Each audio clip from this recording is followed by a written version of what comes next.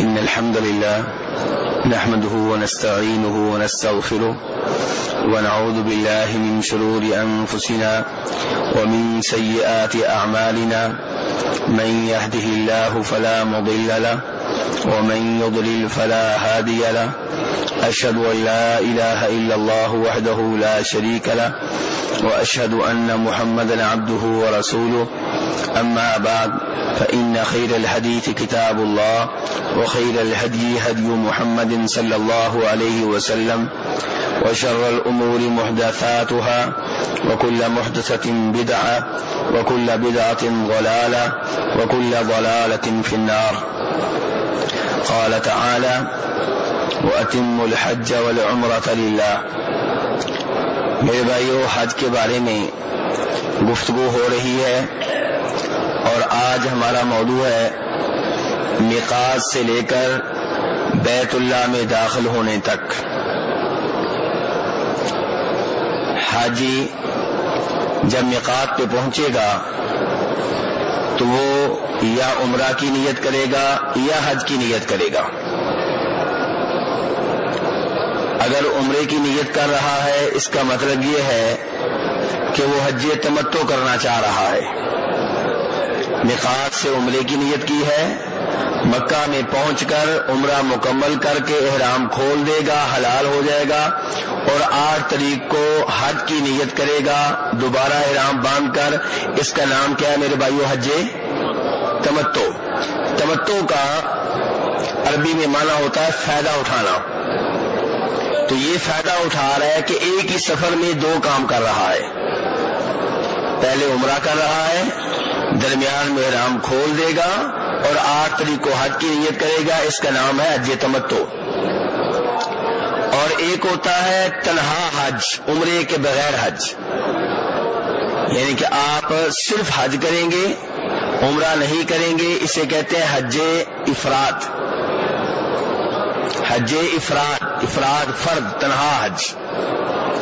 اور ایک ہوتا ہے حج قران. حج قران میں عمرہ بھی ہوتا ہے، حج بھی ہوتا ہے. اور حج تمتع میں عمرہ بھی ہوتا ہے، حج بھی ہوتا ہے. فرق کیا ہے پھر دونوں میں؟ فرق یہ ہے کہ حج قران میں عمرہ اور حج دونوں ایک ساتھ مل جائیں گے، الگ الگ شناخت باقی نہیں رہے گی. حج تمتع میں تو پہلے آپ نے عمرہ کیا، احرام کھول دیا، پھر حج شروع ہوا. عمرہ الگ ہے، حج الگ ہے.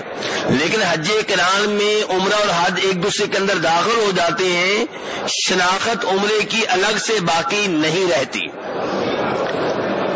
اور حج قران میں آپ میقات سے ہی عمرے کی بھی نیت کریں گے اور حج کی بھی کریں گے.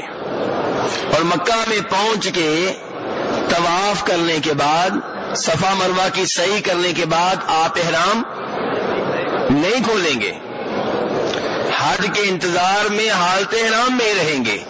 یہ ہے حج قران. اب یہاں پہ سوال یہ پیدا ہوگا کہ آج کل ہمیں کون سا حج کرنا چاہیے، یعنی کہ کون سا حج بہتر ہے، افضل ہے. نبی علیہ الصلوۃ والسلام نے کون سا حج کیا؟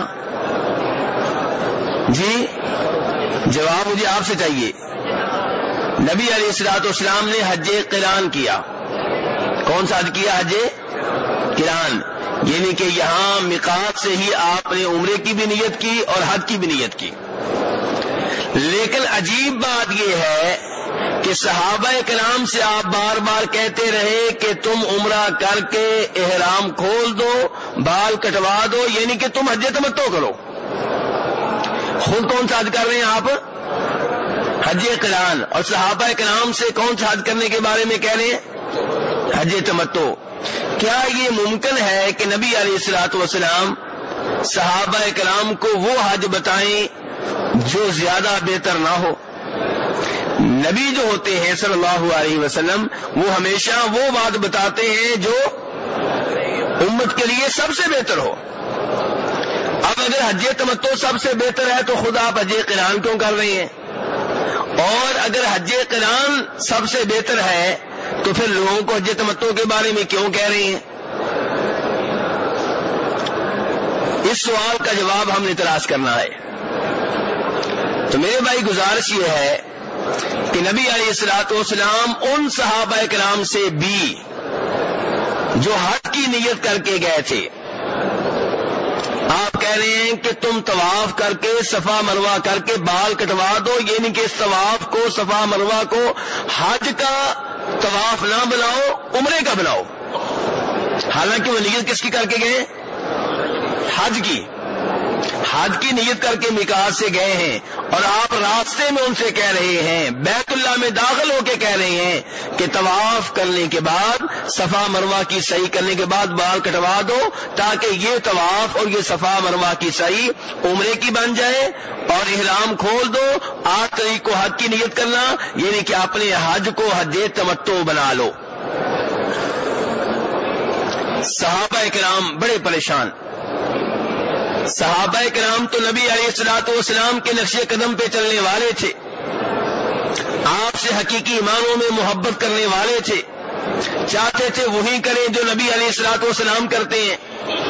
اور آپ حج قران کر رہے ہیں، یعنی کہ آپ نے طواف کیا، صفا مروہ کی سعی کی، لیکن آپ نے بال نہیں کٹوائے، احرام نہیں کھولا. تب نبی علیہ الصلوۃ والسلام نے صحابہ کرام سے کہا، لو استقبلت من امری مستدبرت لما سقت الہدیہ. آپ نے وعدے کیا کہ میرا مسئلہ یہ ہے، میرا معاملہ یہ ہے کہ میں مدینہ سے قربانی کا جانور ساتھ لے کر آیا ہوں. چونکہ قربانی کا جانور ساتھ لے کر آیا ہوں، اب میں حج تمتع نہیں کر سکتا، اب میرا حج قران ہی رہے گا. اور مجھے وہ بات جو بعد میں معلوم ہوئی، اگر پہلے معلوم ہو جاتی تو میں قربانی کا جانور ساتھ لے کر نہ آتا، یعنی کہ میں بھی حج تمتع کرتا. تو نبی علیہ الصلوۃ والسلام حج تمتع کیوں نہیں کر رہے؟ کیونکہ آپ اپنے ساتھ کیا لے کر آئے ہیں؟ قربانی کا جانور. جو حاجی قربانی کا جانور میقات سے ساتھ لے کر جائے وہ حج تمتع نہیں کر سکتا، کیونکہ قربانی کے جانور نے کس دن ذبح ہونا ہے؟ جی 10 کو. تو جو قربانی کے جانور ساتھ لے کر جائے گا وہ اسی دن احرام کھولے گا جس دن اس کے جانور نے ذبح ہونا ہے، یعنی کہ وہ حج تمتع نہیں کر سکتا. تو نبی علیہ الصلوۃ والسلام چونکہ قربانی کے جانور ساتھ لے کر گئے تھے، اس لیے آپ نے حج قران کیا. لیکن صحابہ کرام کو بار بار کہہ رہے ہیں کہ حج تمتع کرو، عمرہ کر کے احرام کھول دو، عمرہ کر کے بال کٹوا لو. یہاں سے پتا چلا کہ افضل حج حج تمتع ہے، لیکن جو قربانی کا جانور ساتھ لے کر جائے میقات سے وہ حج قران کرے. اور یہاں عقیدہ بھی معلوم کر لیں. عقیدہ پہلے ہے کہ حج پہلے ہے؟ جی عقیدہ. تو عقیدہ سیکھ لیجئے نبی علیہ الصلوۃ والسلام سے. آپ فرما رہے ہیں اگر وہ بات مجھے پہلے معلوم ہو جاتی جو بعد میں معلوم ہوئی ہے تو میں قربانی کا جانور ساتھ لے کر. یہ جملہ کیا بتا رہا ہے عقیدے کے لحاظ سے؟ کہ نبی علیہ الصلوۃ والسلام عالم الغیب نہیں تھے. عالم الغیب ہوتے تو پہلے سے معلوم ہوتا کہ مجھے قربانی کا جانور ساتھ لے کر نہیں جانا چاہیے. لیکن لگتا ہے کہ وحی کے ذریعے آپ کو بعد میں کچھ باتیں ایسی بتائی گئیں جن سے آپ کو پتا چلا کہ حج تمتع افضل ہے، لیکن چونکہ قربانی کا جانور ساتھ لے کر گئے تھے اس لیے آپ کی مجبوری تھی کہ آپ حج قران کریں. لیکن صحابہ کرام جو قربانی کا جانور ساتھ لے کر نہیں گئے تھے ان سے آپ بار بار کہہ رہے تھے کہ تم حج تمتع کرو. تو افضل حج کون سا ہوا پھر؟ حج تمتع. یہاں پہ چند مسائل اور ہیں جن کے بارے میں معلوم ہونا ضروری ہے. ان میں سے ایک یہ ہے میرے بھائیوں کہ جناب ابو بکر صدیق رضی اللہ عنہ، جناب عمر فاروق رضی اللہ تعالی عنہ، جناب عثمان رضی اللہ تعالی عنہ، نبی علیہ الصلوۃ والسلام کے بعد آپ کی امت میں سب سے افضل کون ہے؟ ابو بکر صدیق رضی اللہ عنہ، پھر جناب عثمان رضی اللہ تعالیٰ عنہ.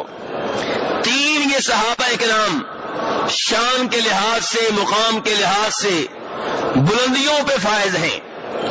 نبی علیہ الصلوۃ والسلام کے عظیم ساتھی ہیں، اسلام کے لیے بہت سی قربانیاں ہیں، اسلام کی بہت زیادہ خدمت کی ہے، لیکن بشر تھے. کیا تھے؟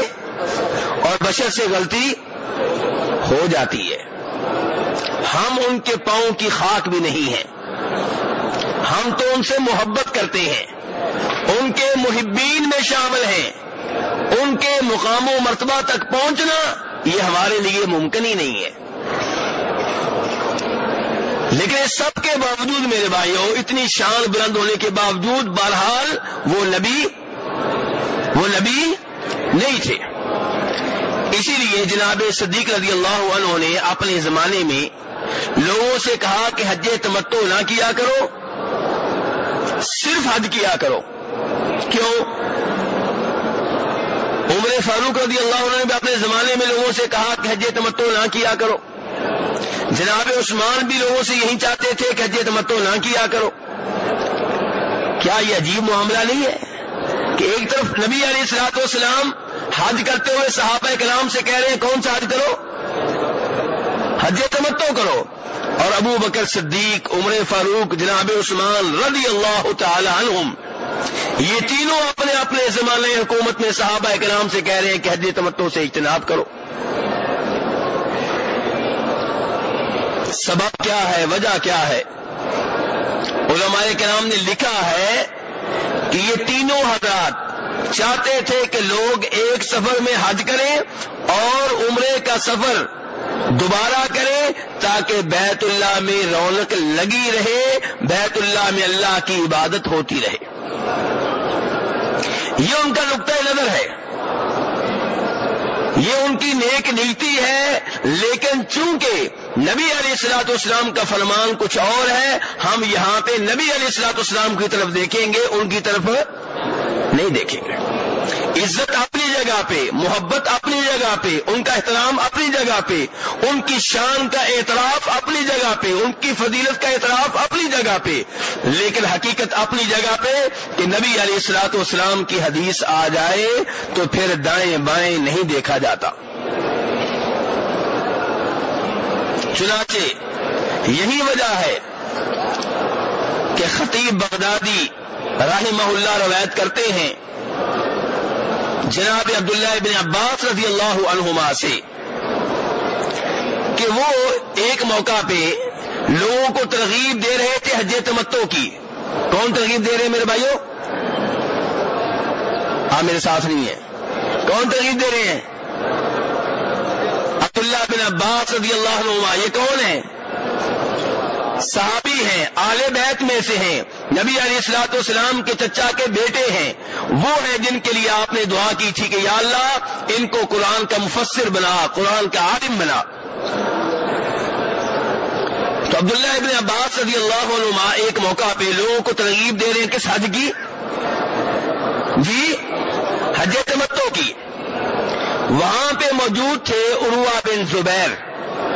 عروہ بن زبیر رحمہ اللہ صحابی کے بھائی ہیں، صحابی کے بیٹے ہیں، صحابی ان کی والدہ ہیں، لیکن خود صحابی نہیں بن سکے، لیٹ پیدا ہوئے. لیکن یہ میں نے آپ کو بتا دیا ہے صحابی والد کے بیٹے ہیں، ان کی والدہ بھی صحابی ہیں، ان کے بھائی بھی صحابی ہیں. ان کے والد کا نام کیا ہوگا؟ عروہ بن زبیر کے والد کا نام زبیر بن عوام رضی اللہ عنہ. والدہ کا نام کیا ہے؟ ساتھ دیجیے میرے بھائی، ساتھ دیجیے، میں نے تنہا گفتگو نہیں کرنی، آپ کو ساتھ لے کے چلنا ہے. ان کی والدہ کا نام کیا ہے؟ اسماء بنت ابی بکر رضی اللہ تعالی عنہما. اسماء بنت ابی بکر رضی اللہ تعالی عنہما. اور ان کے بھائی کا نام کیا ہے؟ عبداللہ بن زبیر رضی اللہ تعالی عنہ. تو والدہ صحابی، والد صحابی، بھائی صحابی، خود صحابی تو نہیں ہے لیکن بہت بڑے تابعی ہیں. تو عام آدمی ہے کہ ایک اہم آدمی ہے؟ اہم آدمی ہے. علم کے لحاظ سے بہت بڑے مقام پہ فائز ہیں. بہت سی احادیث ان کے ذریعے ہم تک پہنچی ہیں. یہ عبداللہ ابن عباس رضی اللہ عنہ کی گفتگو سن رہے تھے کہ عبداللہ ابن عباس لوگوں کو ترغیب دے رہے ہیں کس حج کی؟ حج تمتع کی. عروہ بن زبیر نے کہا عبداللہ تم لوگوں کو حج تمتع کی ترغیب دے رہے ہو جبکہ ابو بکر و عمر رضی اللہ عنہما لوگوں کو حج تمتع سے روکا کرتے تھے. تم زیادہ علم والے ہو کہ وہ زیادہ علم والے تھے. عبداللہ ابن عباس رضی اللہ عنہما غصے میں آ گئے. عروہ بن زبیر کے الفاظ انہیں بہت برے لگے. کیوں برے لگے؟ کہا میں تمہیں حدیث رسول علیہ الصلوۃ والسلام بتا کر حج تمتع کی ترغیب دے رہا ہوں اور تم حدیث کے مقابلے میں ابو بکر و عمر رضی اللہ عنہ کا قول پیش کرتے ہو, ان کا فتویٰ پیش کرتے ہو. مجھے خدشہ ہے کہ کہیں ایسا نہ ہو کہ تمہارے اوپر آسمانوں سے پتھروں کی بارش نازل ہو اور تم ہلاک ہو جاؤ. نبی علیہ الصلوۃ والسلام کی حدیث کے مقابلے میں جناب ابو بکر جناب عمر کا قول پیش کرنا بھی درست نہیں ہے. تو پتہ چلا نبی علیہ الصلوۃ والسلام کی حدیث کا مقام کیا ہے. جب آپ کی حدیث آ جائے اور یقین ہو جائے کہ حدیث صحیح ہے, یعنی کہ اس کی نسبت آپ کی طرف درست ہے, گھر میں بنائی نہیں گئی ہے, جھوٹی نہیں ہے, من گڑت نہیں ہے, حدیث کی صحت پہ یقین ہو جائے, پھر نبی علیہ الصلوۃ والسلام کی حدیث کو نظر انداز کرنا اس بنیاد پہ کہ میرے بزرگ نہیں مانتے, میرے قاری صاحب نہیں مانتے, میرے امام صاحب نہیں مانتے, میرے ملک کا آئین نہیں مانتا, میرا دستور نہیں مانتا, میرے گاؤں والے نہیں مانتے, میرے مسلک والے نہیں مانتے, میری جماعت نہیں مانتی, میری برادری نہیں مانتی. میرے بھائیو یہ آپ کی حدیث کی گستاخی اور توہین ہے. نبی علیہ الصلوۃ والسلام کی حدیث ہر چیز کے اوپر مقدم ہے. اللہ تعالیٰ نے اس لیے قرآن پاک میں فرمایا یا ایھا الذین آمنوا لا تقدموا بین یدی اللہ ورسولہ, اے ایمان والو اللہ اور اللہ کے رسول علیہ الصلوۃ والسلام سے آگے نہ بڑھو. اللہ کے رسول علیہ الصلوۃ والسلام کی آواز کے اوپر کسی اور کی آواز کو ترجیح نہ دو. یا ایھا الذین آمنوا لا ترفعوا اصواتکم فوق صوت النبی. نبی علیہ الصلوۃ والسلام کی آواز, آپ کی حدیث, آپ کا فرمان ہر آواز سے مقدم ہے, اوپر ہے. تو اس لیے میرے بھائیو ہمیشہ نبی علیہ الصلوۃ والسلام کی حدیث کا احترام کریں. اسی لیے میں اس درس میں کوشش کرتا ہوں کہ ہر مسئلے میں نبی علیہ الصلوۃ والسلام کا حوالہ دیا جائے. کیونکہ آپ سے بلند کسی اور کی شخصیت نہیں ہے. جب آپ کی حدیث آ گئی جھگڑا ختم. اللہ تعالیٰ فرماتے ہیں قرآن پاک میں فَإِن تَنَازَعْتُمْ فِي شَيْءٍ فَرُدُّوهُ إِلَى اللَّهِ وَرَسُولِهِ. کسی بھی مسئلے میں اختلاف ہو جائے, فَإِن تَنَازَعْتُمْ فِي شَيْءٍ, کوئی بھی مسئلہ ہو, اس کا تعلق عقیدے سے ہو یا عمل سے ہو, چھوٹا مسئلہ ہو, بڑا ہو, اصولی ہو, فرعی ہو, کوئی بھی مسئلہ ہو, فرمایا فَرُدُّوهُ إِلَى اللَّهِ وَالرَّسُولِ. اس کا حل کہاں سے ملے گا؟ اللہ کے کلام سے ملے گا, نبی علیہ الصلوۃ والسلام کی حدیث سے ملے گا. امام بخاری رحمہ اللہ روایت کرتے ہیں کہ جناب علی رضی اللہ عنہ جناب عثمان رضی اللہ عنہ کے درمیان اسی مسئلہ میں اختلاف ہوا. جناب عثمان چاہتے تھے کہ لوگ حج تمتع نہ کریں, جناب علی چاہتے تھے کہ میں حج تمتع کروں کیونکہ نبی علیہ الصلوۃ والسلام نے اس کی ترغیب دی ہے. حتیٰ کہ جناب علی رضی اللہ عنہ نے جناب عثمان کے سامنے بلند آواز سے تلبیہ پڑھا اور کہا کہ میں عمرے اور حج کی نیت کرتا ہوں, پہلے عمرہ پھر حج کروں گا, یعنی کہ حج تمتع کروں گا. اور ساتھ ہی کہا ما کنت لأدع قول رسول اللہ صلی اللہ علیہ وسلم, ما کنت لأدع سنت النبی صلی اللہ علیہ وسلم لقول احد. نبی علیہ الصلوۃ والسلام کا طریقہ, آپ کی حدیث, آپ کی سنت, کسی کے قول کے اوپر میں قربان نہیں کر سکتا.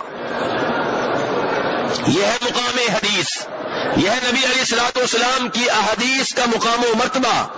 کہ آپ کی حدیث آ جائے، وہاں پہ نہ میری عقل چلے گی، نہ آپ کی عقل چلے گی، نہ یورپ کی عقل چلے گی، نہ کسی سائنسدان کی عقل چلے گی کہ جی حدیث تو صحیح ہے، ہمارے سائنسدان نہیں مانتے، حدیث تو صحیح ہے، ڈاکٹر نہیں مانتے، حدیث تو صحیح ہے، میری برادری نہیں مانتی، حدیث تو صحیح ہے، میرے والدین نہیں مانتے، حدیث تو صحیح ہے، میرے استاد صاحب نہیں مانتے، حدیث تو صحیح ہے، میرے پیر صاحب نہیں مانتے۔ میرے بھائیو، اگر حدیث صحیح ہے، ان سب کی کوئی اہمیت نہیں ہے نبی علیہ الصلوۃ والسلام کی حدیث کے سامنے۔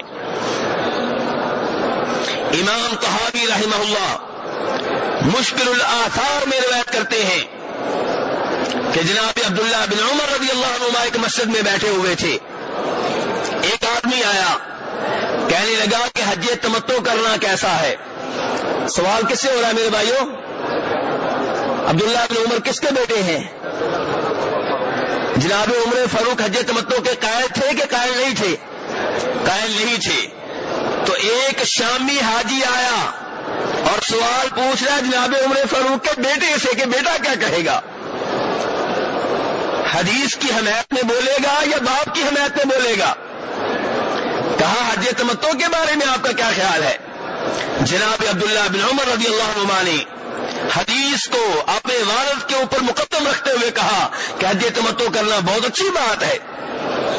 وہ کہنے لگا آپ کے والد صاحب تو روکتے ہیں۔ جناب عبداللہ بن عمر رضی اللہ عنہ نے کہا مجھے بتاؤ کہ یہ دین میرے باپ کے اوپر نازل ہوا تھا یا نبی علیہ الصلوۃ والسلام کے اوپر نازل ہوا تھا؟ میرے بھائیوں، نماز کا معاملہ ہو، روزے کا معاملہ ہو، حج کا معاملہ ہو، شادی کا مسئلہ ہو، غمی کا مسئلہ ہو، جنازے کا مسئلہ ہو، کسی بھی مسئلے میں اختلاف ہو، وہاں پہ ترجیح کس کو دیں گے؟ نبی علیہ الصلوۃ والسلام کی حدیث کو۔ تو یہ میرے بھائیوں حج تمتع خلاصہ کلام یہ ہے کہ سب سے افضل حج کون سا؟ حج تمتع، پھر حج قران اور پھر حج افراد۔ تو میقات پہ پہنچ کے حج تمتع کی نیت کرنے والے صرف عمرے کی نیت کریں، مکہ میں پہنچ کے عمرہ کریں گے اور 8 تاریخ کو حج کی نیت کریں گے۔ حج افراد کرنے والے صرف حج کرنے والے میقات سے ہی حج کی نیت کریں گے اور مکہ میں پہنچ کے حالت احرام میں ہی رہیں گے، چاہے حج آنے میں مہینہ رہتا ہو، چاہے 20 دن رہتے ہو، چاہے 1 دن رہتا ہو، چاہے 1 گھنٹہ رہتا ہو۔